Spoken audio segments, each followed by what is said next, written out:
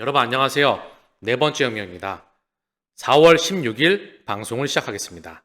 자, 시장이 전쟁 이슈로 다시 한번 출렁거리고 있습니다.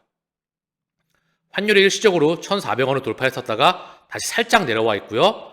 금융당국의 구두 개입으로 1,400원 아래로 살짝 내려와 있습니다. 환율 시장이 크게 출렁거리고 있고요. 달러가 압도적인 강세. 그러면 채권금리가 급등해 나왔습니다. 주식은 전 세계 증시가 급락에 나왔고 코인 시장도 출렁거렸습니다. 자산 시장과 환율, 금리 모든 시장들이 출렁거리고 있습니다. 과연 전쟁 이슈가 언제까지 갈지, 코인 시장은 이대로 끝이 날까요? 아니면 물량을 소화하고 다시 한번 고점을 뚫으면서 폭발이 나올까요? 저는 폭발이 나올 걸로 보고 있습니다. 만약에 폭발이 아니라 떨어질 거라고 생각하시다면 나가야 되겠지요. 근데 가장 위험한 게 뭐냐면 윗방향도 아랫방향도 확신을 할 수가 없는 거야. 그러면 내 멘탈이 어디 갈지 모르기 때문에 투자 자체를 할 수가 없습니다. 가장 위험한 단계. 두 번째, 시장을 제대로 읽지 못해서 지금 또한 연준이 금리 인하가 뒤로 밀릴 거야. 그래서 시장이 폭락이 나올 거야. 저는 이거를 완전히 잘못 읽었다고 해석하고 있습니다. 자, 시장 이슈들을 하나씩 점검해 보시죠. 1,400원 터치한 원달러 환율. 구두 개입에 1,394원 마감을 하였다. 1,400원대 살짝 아래로 내려와 있습니다. 중동 긴장에 고환율의 코스피 코스닥 2%대 동반 급락이 나왔다. 자, 금감원은 은행들 소집해서 외화 자금 조달 등 중동 리스크 대비에 철저해라 이런 말을 던져주고 있습니다. 자, 스위스 최대 금권인 UBS가 미국 금리 6.5%까지 오를 수도 있다. 강한 경제, 인플레이션 고착화 우려. 이제는 금리 인하가 중요한 게 아니야. 금리 인하는 저울로 가버렸고 금리 인상까지 나올 수 있어. 전쟁 이슈로 말이야. 그쵸? 참 간단합니다. 재밌어요. 그쵸? 얼마든지 전쟁 이슈로 인플레이션을 묶었다가 풀었다가 우크라이나와 러시아, 그 다음 이스라엘과 이란, 이전에 하마스가 또 있었죠? 이 이슈 때마다 멘탈이 나간다면 나는 평생 99%로 살게 됩니다. 1%로 가기 위해선 우크라이나 전쟁 때, 이란 하마스 전쟁 때, 지금의 이스라엘과 이란 전쟁 때, 중국발 경기 공포 위슈일 때, 시장이 급락에 나올 때마다 FTX 파산 사태, 즉 테라노라로 시작된 셀시우스, 보이저, 3예로 캐피탈, 여기에 FTX, 디지털 쿼러시까지 DCG까지 흔들었었던 이때 비트코인이 2천만 원. 이때는 빤스까지 들어갈 때였죠. 이걸 2천만 원에 들어갔었으면 1억 원 금방까지 가 있을 겁니다. 쭉 간다는 거.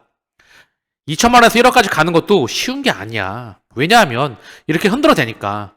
투자는 매매는 없어. 매매를 하게 되면 결국은 깡통차입니다. 아니면 그 자리야. 이거 해볼 만큼 해봤어. 답이 없다니까? 매매가 아니라 우리는 투자를 하는 사람이다. 원칙에 근거한, 펀더멘탈에 근거한 투자를 하는 사람이더라.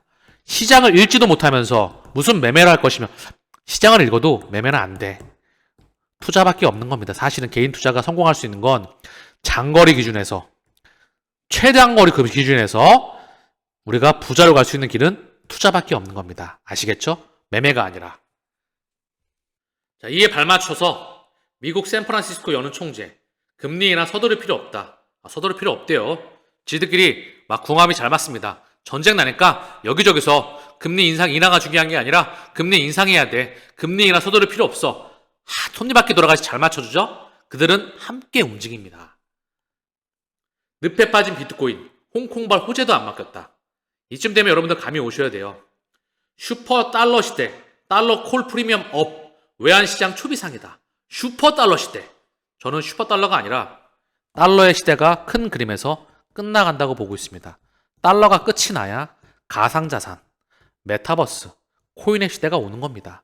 달러가 굳건히 버텨지면은요, 지금의 금리 정책, 이게 꾸준히 100년을 더 가야 되겠지요. 그러나 금리 정책은 이미 끝났습니다. 단기간과 중기간에 오는 달러의 강세 국면에 있었던 부분이다. 달러는 큰 그림에서 끝나가는 겁니다. 그들이 그 시스템을 준비해 가고 있다. 자, 그러면서 늪에 빠진 비트코인, 이런 말이 나올 때 매집을 하세요. 비트코인 얼마 빠지지도 않아. 심지어 비트코인은 얼마 빠지지도 않았어. 차트 한번 보고 올까요? 자, 지금 본 김에 전반적으로 한번 시장 상황 보고 오겠습니다. 자, 비트코인을 먼저 볼게요. 보시면 비트코인의 차트입니다. 이게 빠진 겁니까? 한 1억 600 찍고, 그쵸? 1억 500 정도 찍고 9,400만 원인 게 빠진 거야? 뭐 10% 빠진 거 장난합니까 지금? 여기서 얼마나 안정되게 움직이고 있어. 기간 조정에 의해서. 그쵸? 얘는 이미 위험자산이면서 안전자산 축에 들어간 것으로 보여집니다. 비트코인 ETF가 승인이 나면서 말입니다. 자, 그러면 그 바톤은 어디로 간다? 이더리움 ETF로 갈 수밖에 없다. 이더리움 ETF가 홍콩에서 비트코인과 함께 승인이 났습니다. 그것도 현물 ETF가. 자, 그러면 미국에서도 시차를 두고 승인이 나겠죠. 이더리움 비트가 승인이 나면 이더리움과 이더리움 클래식과 알트코인들은 어디가 있을까요? 왜 비트코인 대비해서 알트코인만 폭락이 나왔던 걸까요? 우리는 다시 한번 생각해 볼 필요가 있다. 자, 봐보겠습니다. 이더리움 450만 원이죠? 자, 보시면 이더리움은 비트코인 대비해서 그래도 낙폭이 좀 컸어. 이렇게 땅굴을 팠죠? 무동 구간이 살짝 나온 겁니다. 자, 이더리움도 낙폭이 좀 있었다. 그에 대비해서 XRP도 낙폭이 상당히 컸죠? 여기를 깨고 이 모습이었습니다. 죄다 이 모습이야, 현재. 죄다 차트가 알트코인들은 비트코인을 제외하고 이 모습이라는 겁니다. 이더리움도 하락폭이 그나마 있었고, 이더리움 클래식도 마찬가지죠? 죄다 이 모습이야. 요렇게 빠지다가, 요렇게. 그쵸? 이렇게 빠진 것 추후에 상승으로 전환이 됩니다. 비트코인 캐시도 마찬가지죠? 똑같습니다. 이렇게 빠져 있어요. 대부분. 도지코인도 마찬가지입니다. 네오는 그나마 굉장히 파괴력이 세죠. 중국 시장이 열리고 있다. 네오와 비체인은 상당히 강합니다. 중국, 네오, 비체인, 이오스 퀀텀. 그 중에 저는 네오를 대장으로 보고 있습니다. 멤버십에서 네오에 대해서 집중 분석을 해놨습니다. 얘네 뒤에 중국 정부가 있다. 공식적으로 중국의 대장이라고 저는 보고 있습니다. 중국 시장이 열리면 네오는 수혜를 받을 수밖에 없겠지요. 그쵸? 오늘 더불어서 디센트럴 랜드에 대해서도 집중 분석을 해놨습니다. 섹터별 대장에 대해서 집중 분석에 들어가고요. 여러분들의 질문, 궁금하시는 코인에 대해서도 집중 분석을 해드리고 있습니다. 진짜로 깊이 있게 말입니다. 참여하셔서 꼭 보시길 바랍니다. 후회하지 않을 테니까. 이유는 그만큼 깊이 있는 자료가, 방대한 자료가 제공되기 때문에. 왜냐면 엄청난 내공의 증진이 있을 겁니다. 자, 그 다음 폴카닷 똑같은 그림이죠. 폴카닷은 지금 매집하기 참 좋은 구간에 들어와 있어. 체인링크도 마찬가지 그림입니다. 자, 이래요. 그런데 비트코인만 굳건히 버텨주고 있다는 거죠. 그쵸? 얘도 하락이 좀 나왔긴 했으나, 자, 왜 알트만 폭락했을까? 물론 위험자산입니다. 그쵸? 위험자산들이죠. 그래서 흔들거리면 폭락이 나올 수 있습니다.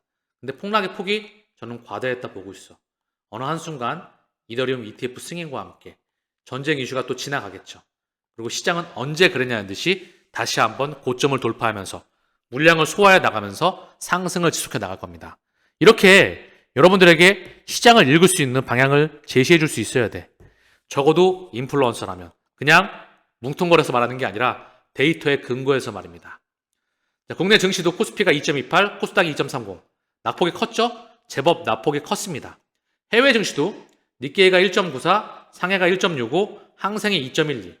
현재 시간 기준으로 해서 유럽 증시가 1.45, 영국이, 프랑스가 1.36, 독일이 1.47, 간반 미국 증시가 0.65, 1.79, 1.1% 하락했습니다. 자, 그런데 오늘 하여튼 일정 시간 이후부터 다시 한번 시장이 흔들거리더라고요. 그러면서 원달러 환율이 급하게 튀었죠. 상당히 급하게 뛰었어. 상당히 워낙 큰 원화의 약세, 달러의 강세, 미국 국채금리의 급등이 나왔습니다.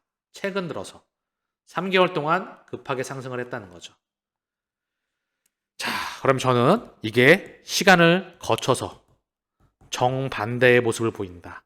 정반대의 모습을 보일 때까지 정반대의 모습을 보이는 것을 확신하면 지금 금리의 급등이죠. 채권금리의 급등, 시장금리의 급등, 원화의 약세, 달러의 강세, 코인의 약세, 그쵸?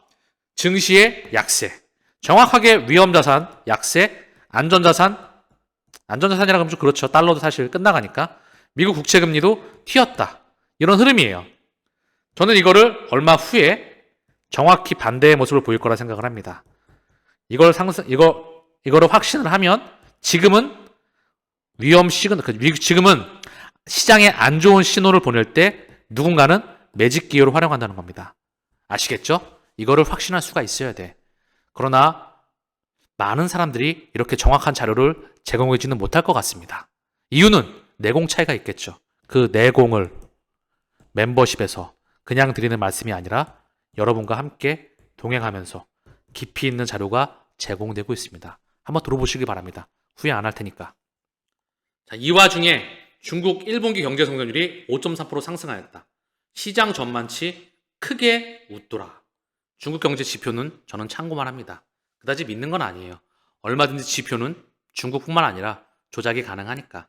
그리고 마사지가 가능하기 때문입니다. 그냥 참고만 한다. 국제결제은행이 금융의 미래를 위한 통합 원장 기술로 혁신 시동을 건다. 이 말이 무슨 말인지 아시나요? 금융의 미래를 위한 통합 원장 기술이라고 합니다.